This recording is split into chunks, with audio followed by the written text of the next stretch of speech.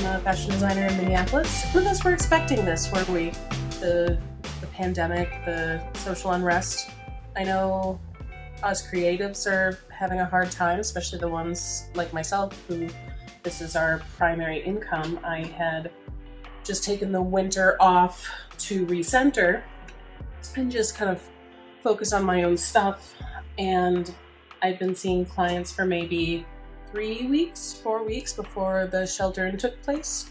And I had left my studio in November. I started seeing clients again in February.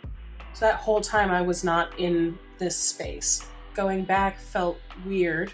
So I was starting to kind of try to get my footing, and to have to go home, I felt like it was an emergency, like a fire in your house, to grab your most important things. So I grabbed the things I thought I would need if we needed to do any sort of sewing at home, and then I just couldn't bring myself to make anything. I didn't see the point.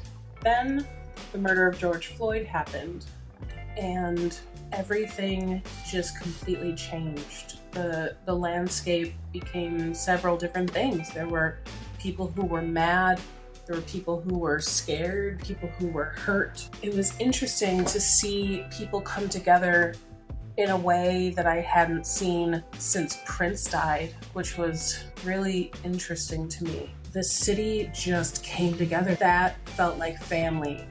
And this was different because it felt like we were bringing together a different sort of family and mourning together and being angry together. And everybody mourns differently. Some people use that opportunity to make art. Some people use that opportunity to shout, just listen to us. Some people use that opportunity to uplift Black businesses. It was interesting, within a few days, almost every Black artist I knew had an uptick in followers and orders. There were people who were selling out of product because they hadn't made anything because it had been the pandemic, and they didn't know how to handle it because they were so used to having to work so much harder to get anybody to listen.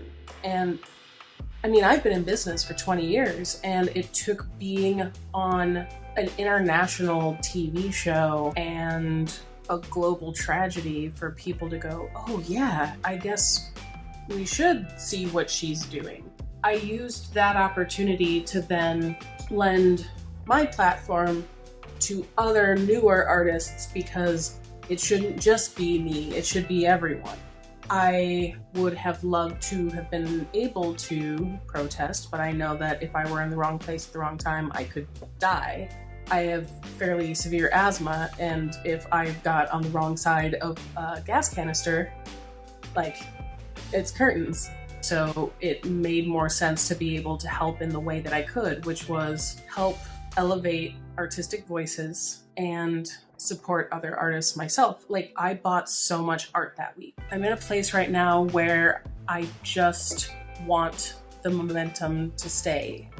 We need to continue to lift each other up. Everyone is losing their minds because of this unexpected large amounts of trauma between everything shutting down, everything being inaccessible, generational anger related to basic civil rights.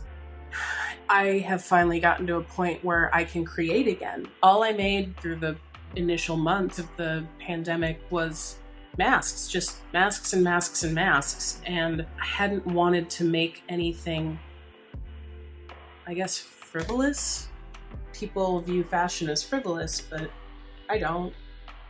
But in that moment, it felt like it was, because nobody was going anywhere, nobody was doing anything. Now I want to create again because people are hungry for it. They miss self-expression, and I also miss expression. So at this point, all I can do is just every day try a little harder. All you can do is try a little harder.